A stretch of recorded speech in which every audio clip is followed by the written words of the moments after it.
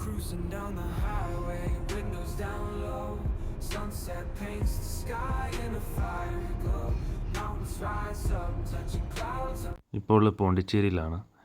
ടൂറിസ്റ്റുകൾ ഏറ്റവും കൂടുതൽ വരുന്നതും ഫോട്ടോ എടുക്കുവാനും അതുപോലെ തന്നെ നടന്ന് കാണുവാനും പോണ്ടിച്ചേരിയുടെ ഏറ്റവും കൂടുതൽ ഭംഗി ആസ്വദിക്കാൻ പറ്റിയൊരു സ്ഥലമാണിത്.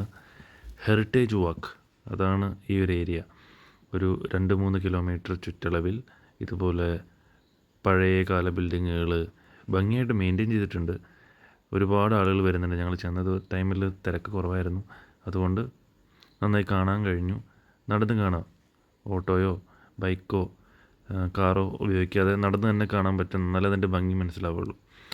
അപ്പോൾ ഇവിടെ വന്നു കഴിഞ്ഞാൽ ഏറ്റവും കൂടുതൽ കാണേണ്ട ലിസ്റ്റിൽപ്പെട്ടൊരു സംഭവമാണ്. മിസ് ചെയ്യാതെ തന്നെ കാണണം. ഇവിടെ എല്ലാ സ്പോട്ടിലും കറങ്ങി നടന്ന് കാണുവാനായി ഇതുപോലെ റിക്ഷാസ് അവൈലബിൾ ആണ്.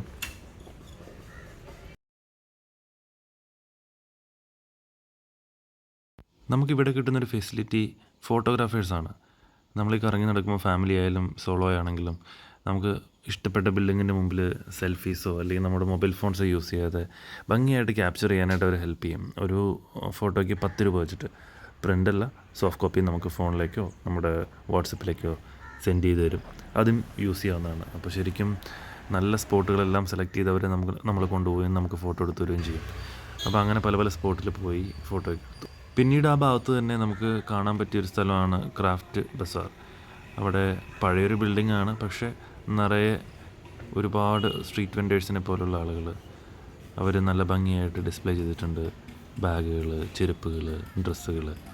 അത്ര അട്രാക്റ്റീവ് ഒന്നുമല്ല, എങ്കിൽ കൂടി നമുക്ക് അവിടെ പോകുമ്പോൾ ഒരു ഭംഗിയായിട്ട് ഒരു പർച്ചേസ് നടത്താം. ക്വാളിറ്റി ഓക്കെ അത്രയേ ഉള്ളൂ.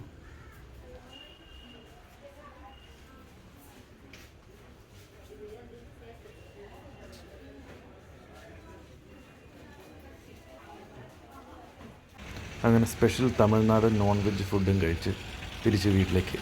ഇനി വേറൊരു സ്ഥലം വേറൊരു ദിവസം വീണ്ടും കാണാം.